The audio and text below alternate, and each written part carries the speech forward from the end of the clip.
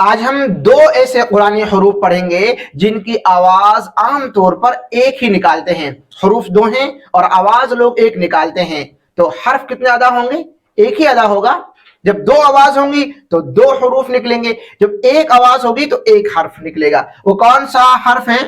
काफ। इसकी आवाज को हम काफ निकालते हैं और काफ की आवाज को भी काफ ही निकालते हैं। इसलिए बहुत बड़ी गलती है, जब हर्फ बदल जाएगा माना बदल जाएगा, माना बदल जाएगा तो फिर सवाब हमें नहीं मिलेगा। कितने लोग हैं जो एक ही तरीके से आवाज को निकाल कर हम इसको आगे पढ़ते चले जाते हैं। जैसे मैंने आपके सामने लिखा है खलकुम। अब ये काफ अलग है और ये इसके बाद में जो काफ है वो ये है, और आवाज हमारी एक ही जैसी रहती है। खलकुम, खलकुम ऐसे निकालते हैं हम, हालांकि हमें क्या पढ़ना है? काफ, काफ। और कुछ लोग इनकी आवाज को निकालने में क्या करते हैं?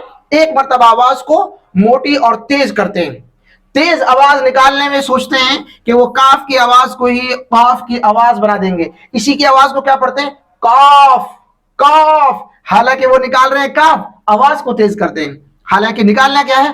काफ, काफ। आप इसको आहिस्ता भी बोलेंगे काफ, तो ये अलग ही आवाज है और ये अलग आवाज है। दोनों हरूफ अलग हैं और दोनों हरूफ की आवाज भी अलग है।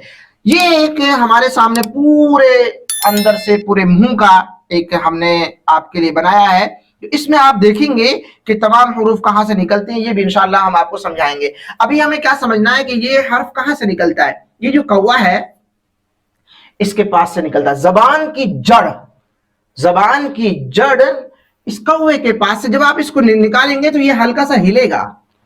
कौफ, जबान की जड़ जो कौवे के पास है वहां से कौफ, कौफ, काफ। ये कौवे से पहले, कौवे से पहले मुंह की तरफ, कौवे से पहले मुंह की तरफ जबान की जड़ का वो हिस्सा ऊपर को लगेगा। काफ, काफ। और ये कौफ, कौफ, काफ। अब आप मेरे सवाल का जवाब दें और कमेंट में लिखें। सवाल क्या